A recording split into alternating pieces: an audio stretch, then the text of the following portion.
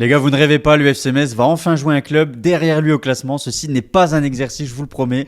Et oui, l'UFC Metz est 14e et affronte le Stade Brestois ce week-end, 15e du classement. Bienvenue dans ce nouvel avant-match. Bon, on a le sourire, on a gagné quelques matchs, donc forcément on frime un petit peu. Mais bon, faut pas faire non plus trop les malins parce qu'on va pas gagner tous les matchs cette saison. J'espère que tout le monde va bien. Alors, j'ai pas convoqué de Brestois, j'ai pas trouvé de Brestois pour ce week-end, pour cet avant-match malheureusement. À moins qu'il s'appelle Culture Brestois, je sais pas. Culture Grenat est avec nous. Mon petit Jérém, comment tu vas, mon Salut frérot? Flo, ça va et toi? Ouais, ça va. Bah, j'avais rien à mettre sous la main, j'ai pris ce qui traînait, hein. J'ai fait les Ouais, fonds de mais t'as tiroir. raison, ouais. Ouais, tu m'utilises en bouche trop, t'as bien raison. Avec grand plaisir. Bah je spoil la compo, je spoil la compo de notre Allez, ami vas-y. Culture Grenat. On va vite effacer ça, voilà. Ça D'accord. c'était pas prévu au programme. On va se remettre le classement avant de te parler ta composition probable. Mais comme ça me fait un petit sommaire improvisé. Ouais. On va un petit peu regarder ce qu'a fait Brest sur ce début de saison. Et puis après on va jouer au coach. Voilà, on va vous proposer nos petites compos probables parce que vous l'avez vu dans le titre. Comment remplacer Habib Diallo? Un seul être vous manque et tout est dépeuplé. Mais oui, il n'y aura pas de retrouvailles entre le Stade Brestois et Habib Diallo. Alors en tout cas pas sous le maillot du FC Metz, lui qui avait été prêté il y a quelques années. On s'en souvient. Moi, zéro souvenir. Zéro souvenir, mais voilà. Oui, tu t'en souviens de moi? Non, ouais, je sais qu'on l'avait prêté là-bas, qu'il avait. En fait, c'est la saison où il a vraiment permis Ah oui, de sous faire sa Jean-Marc. première saison pleine. Ouais, ouais, sous Jean-Marc Furlan. Ouais, première saison pleine, c'est là où il s'est un peu débridé, si j'ose m'exprimer ainsi. Et non, non, moi je m'en souviens très bien. Quoi de prévu sinon sur le Culture Grenade? Tiens, j'ai même pas fait ta petite promo là. Qu'est-ce qu'on retrouve ce week-end sur ton compte Instagram? Bon, comme d'habitude, hein, le résumé du match, enfin pas le résumé, mais les notes des joueurs et tout ce qui s'ensuit, là, l'avant-match et tout. Donc, non, non, comme d'habitude, rien d'exceptionnel pour le coup, mais bon, ça ne vous empêche pas de vous abonner. Si, c'est toujours exceptionnel le contenu que tu nous proposes. On est là que pour t'accompagner et apprécier ce que tu nous délivres. Oui, super. J'ai vu dans tes après-matchs, tu montres même plus mes notes. J'ai noté ça. Franchement, c'est une galère. À chaque fois, je fais des captures d'écran comme un je sais pas quoi. Je fais des captures d'écran, je les rajoute à l'arrache. C'est trop Ah non, mais compliqué. c'est bien. Faudrait que tu m'envoies un fichier. Envoie-moi un fichier, tu vois. Envoie-moi un truc propre. Je Et vais je... t'envoyer ça, tu vas voir. T'auras Ah, mais plus rien. on va les remettre tes notes. On va Je les vais remettre. t'envoyer ça en PDF. On va faire un dossier partagé. Bon, je l'ai dit, au classement, Brest 15e, Metz Oh. 14e. Voilà, ça fait bizarre d'être au-dessus au classement, mais voilà, c'est pas non plus le fruit du hasard. C'est qu'il y a eu quand même du mieux dans les performances, donc c'est quand même à souligner, un blague à part. Donc le Stade Brestois 15e, deux victoires seulement. Ouais, deux victoires seulement. On a une victoire de plus que le Stade Brestois, 4 nuls et 6 défaites. Une équipe qui prend quand même aussi pas mal de buts, 21 buts encaissés. On va voir leur série en cours, qui n'est pas très jolie, hein. Match nul 3-3 contre Lorient, défaite 3-0 face au Paris Saint-Germain, ça c'est moins surprenant. Défaite 1-0 face au Havre. Match nul 0-0 contre l'OL quand même. Et un petit 3-0 contre Marseille qui s'est largement imposé d'ailleurs ce vendredi soir contre l'OGC Nice, 5 buts à 1. Marseille qui caracole pas en tête parce que le PSG n'a pas encore joué, mais voilà, Ouais. qui fait quand même une bonne saison. La dernière compo du Stade Brestois, c'était celle-là, je vous la mets. On avait Romain Del Castillo, Jérémy Chotard dans le milieu, Hugo Magnetti. Devant, Ludovic Ajorc. Chardonnay derrière avec Koulibaly. Et alors ça, c'est la grosse nouveauté. Ce sera pas Mayeki dans les buts. Ça a été annoncé par Eric Roy. Alors il est blessé, mais l'entraîneur a annoncé qu'il avait déjà pris sa décision après le match contre Marseille, visiblement. Donc voilà, changement de gardien pour le Stade Brestois. Mais nous, ce qui nous intéresse, c'est comment le FC Metz va se réadapter avec l'absence d'Habib Diallo. Alors, je vais vous mettre la petite déclat de Stéphane Lumini en conférence de presse ce vendredi. Donc, les absents Habib Diallo, Joseph Mangondo, Papsi et Michel Mboula sont forfaits pour ce déplacement à Brest. Fodé Ballo-Touré, quant à lui, opérationnel. Brian Madjo est rentré hier, donc jeudi, de sélection. Nous allons réorganiser notre secteur offensif. Nous avons 15 jours pour y réfléchir et définir la meilleure option. Alors, on a vu qu'en match de préparation contre Serein, un match amical, c'est Joël Assoro qui a joué toute la rencontre au poste d'avant-centre. Assoro je crois qu'il a zéro titularisation encore cette saison, qui a pas vraiment beaucoup de rythme. Donc là, c'est lui qui a été aligné. Et donc, on va le voir. Ta compo probable, Jérémy. Jérémy qui nous a quittés. Non, non, je Ah, suis là. t'avais disparu de l'écran. À mon avis, t'es sorti de l'appli et du coup, du coup, il y Je avait vois un pas. écran. J'ai rien touché, je vous jure. J'étais en train de parler et je vois, t'étais plus à l'image. Ah, Jérémy nous a quittés. Ouais, je me suis dit, t'étais lancé là. Donc je vais mettre ta petite compo probable que j'ai spoil tout à l'heure. Alors, je vais pas faire de fausse manip. Voilà, elle est là, la compo probable de Jérém. Alors, explique-nous un petit peu ce que tu nous as concocté. Fais un brouillon, s'il te plaît. Je vois, donc, je l'ai dit, Joël Assoro. Toi, tu pars avec Joël Assoro en pointe. Et surtout, moi, ce qui m'intéresse, c'est aussi dans le milieu. On a vu que Stéphane Le Mignon a redonné du rythme. Et il a dit que c'était aussi pour ça, ce match amical, redonner du rythme à ceux qui étaient un peu en dessous, qui avaient moins de minutes. Et du coup, dans l'entrejeu, on a eu Stambouli, Traoré en match amical. Et toi, tu reconduis aussi Touré de Minguet. Oui, tu dis aussi parce que toi aussi, du coup, je spoil. Non, peut-être pas, tu verras. Je Peut-être crois pas, que ok, tu je me me laisses souviens répondre. plus. Non, mais je crois que dans le milieu, j'ai fait un changement normalement. J'espère juste que j'ai pas oublié de le faire, mais normalement, c'est bon. Oui, non, mais je pense que ça a été l'une des bonnes décisions de Stéphane Le Mignan pour le dernier match face à l'OGC Nice, c'est-à-dire de reconduire une équipe qui gagne, tout simplement, où ça fonctionne. C'est pas une décision aussi facile qu'on peut le croire, parce que c'est vrai que derrière, il y a Benjamin Stambouli, il y a Boubacar Traoré, qui sont des joueurs de grande qualité. Mais ouais, je suis aussi de cet avis de garder l'ossature qui fonctionne en ce moment même, parce que forcément, il y aura des blessures, il y aura des méformes, et c'est amené à changer, à être chamboulé, à être perfectionné. Mais non, non, enfin, ce milieu de terrain, en tout cas, a donné entière satisfaction. Donc je vois pas pourquoi on changerait ça pour le déplacement à Brest. Et malgré on va dire les statuts entre guillemets, mais tu vois, Stambouli, c'est quand même un cadre. Bouba Traoré, c'est un joueur qui vient d'Angleterre, prêté, etc. Mhm. Euh, Tu penses que ça peut pas jouer aussi Bah, en moi, plus, le. ouais, je suis toujours d'avis que c'est d'abord la prime au mérite et puis après les statures et tout, ça doit être confirmé sur le rectangle vert. Après, moi, j'ai rien à reprocher à Boubacar Traoré ni à Benjamin Stambouli, loin de là. Mais il faut bien admettre que Alpha Touré et Jessie Deminguet ont joué parfaitement le rôle et ont accompagné une équipe sur les 3 derniers matchs avec 3 victoires à les clés. Donc, c'est vraiment compliqué d'enlever ces joueurs-là. Et non, je suis vraiment pas pro du statut de quoi que ce soit, même si évidemment en sortie de banc, et c'est là aussi ça va être intéressant, parce que c'est tout aussi important d'avoir des joueurs de qualité en sortie de banc, et c'est vrai que quand on a Stambouli et Boubacar Traoré qui peuvent entrer en Hmm. cours de jeu, c'est quand même hyper intéressant, quoi. Et donc justement, le poste de numéro 9, ça c'est ce qui nous intéresse le plus. Comment Oui. remplacer Habib Diallo qui justement commençait aussi à enfin un peu être de plus en plus en jambes. Et bah, buteur contre Nice aussi, c'est lui qui donne la victoire. Ouais. Toi, tu fais le choix peut-être de la continuité de ce qu'on a vu contre Serein. Joël Assoro titulaire, peut-être malgré peut-être le manque de jambes, je sais pas, le fait qu'il n'ait pas beaucoup de rythme non plus. Euh, ça, en vérité, j'en sais pas plus que ça.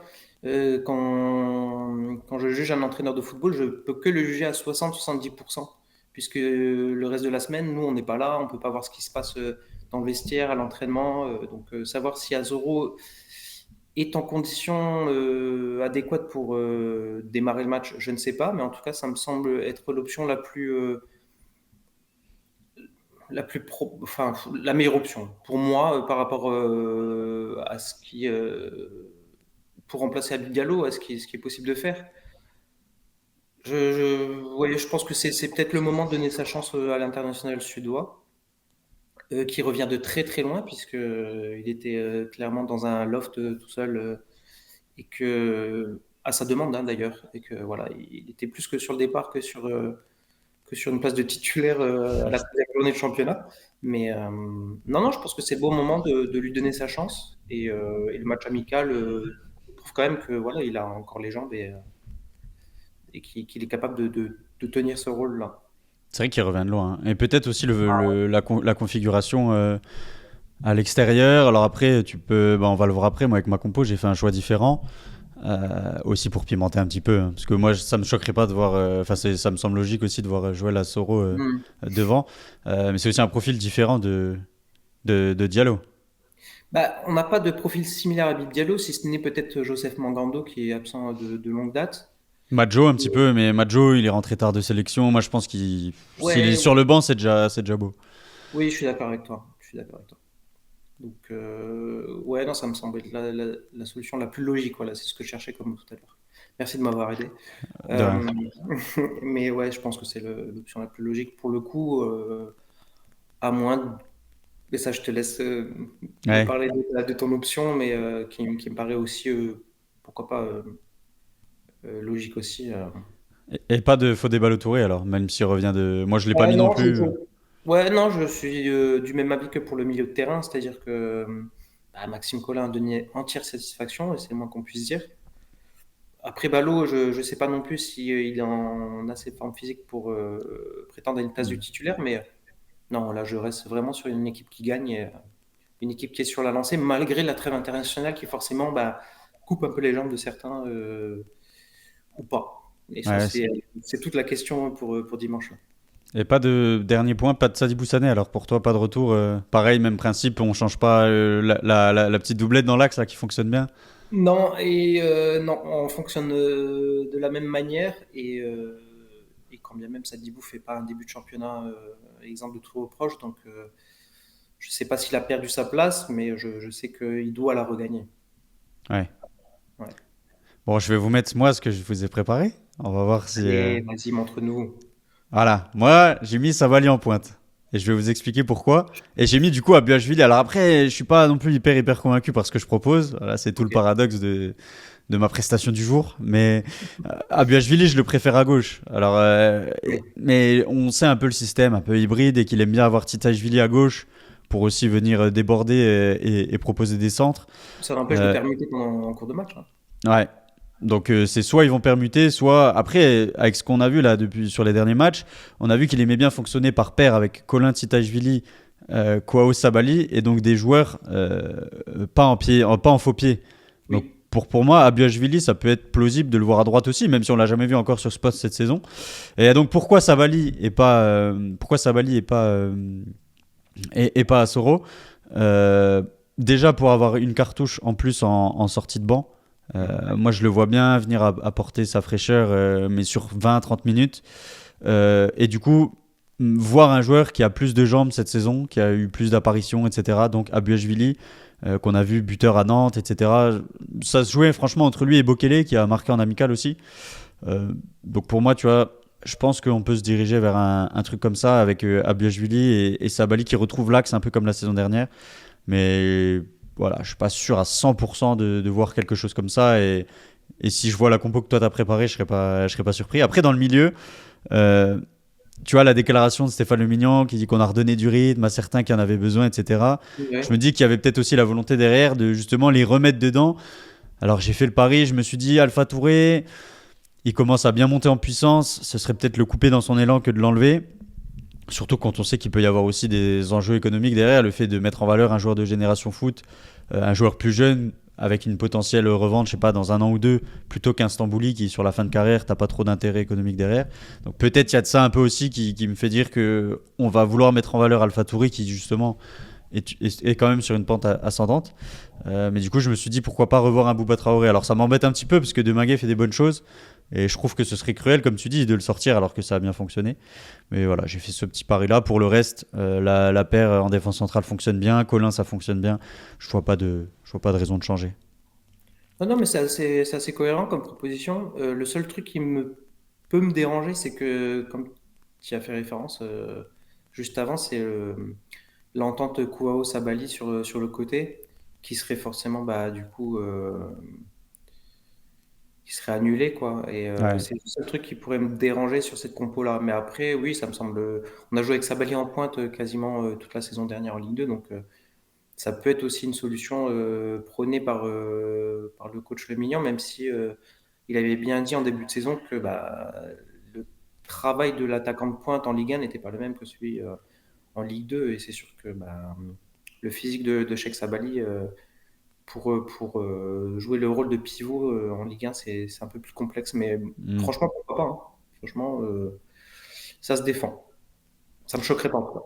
On verra qui a raison. Ça se trouve, parce que des fois, il y a des surprises. Hein. Il nous a fait quelques Ouais, surprises cette saison auxquelles on ne s'attendait pas. il est capable de ça, bien sûr. Ouais. Bon, en tout cas, dites-nous dans les commentaires quelle option vous voyez pour remplacer Habib Diallo devant. Nous, on s'est prêté au petit jeu là pour préparer cet avant-match. Voilà, ça, je trouve amusant de se mouiller un petit peu, un petit tour sur le banc aussi. Bon, comme je l'ai dit, peut-être la surprise, ça peut être mal, enfin surprise entre guillemets, parce qu'on l'a pas vu depuis quelques semaines, mais Majo avec ses départs en sélection, là il est Oui. rentré jeudi. Ouais. Je pense qu'il est un petit peu pour le moment sorti des petits papiers. Après, il y a du monde aussi devant, donc c'est pas étonnant aussi. Après, c'est vrai qu'on n'en a pas parlé. Peut-être pour conclure, peut-être un Ibou Sané aussi qui peut avoir son mot à dire pour une place de titulaire. On a vu qu'il Ouais. avait été utilisé pour remplacer Gauthier pendant son absence. C'est pas, on l'a déjà vu rentrer côté droit. C'est pas impossible de le voir à droite aussi, Oui, Ibou j'allais dire Sané. peut-être à la place de Abouachvili dans ta compo. Oui, c'est fort probable, ouais. Et Boussané peut avoir une carte à jouer en tout cas sur ce match-là. En tout Hmm. cas, c'est sûr qu'il va entrer en jeu à un moment donné, quoi. Ouais. Bon, Je regarde là encore ouais, Bokele, ouais, oui, il y a aussi une carte à jouer là aussi. Non, non, c'est intéressant le fait que l'absence d'un seul joueur puisse rabattre plusieurs cartes à la fois.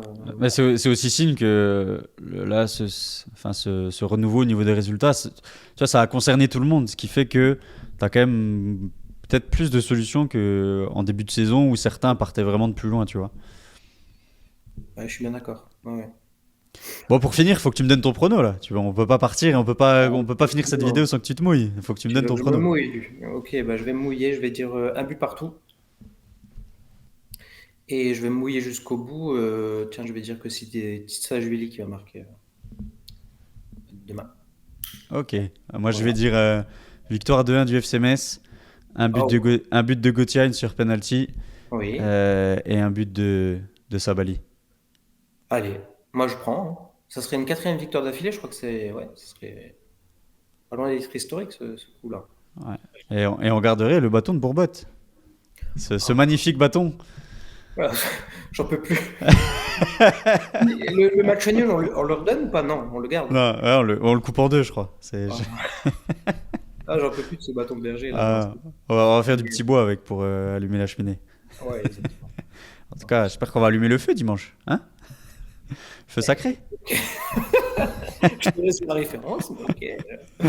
Bon, voilà pour les deux petites compos probables. Merci d'avoir suivi. Donnez-moi surtout vos avis en commentaire, vos pronos et surtout vos compos probables. En tout cas, quel choix vous préférez au poste de numéro 9.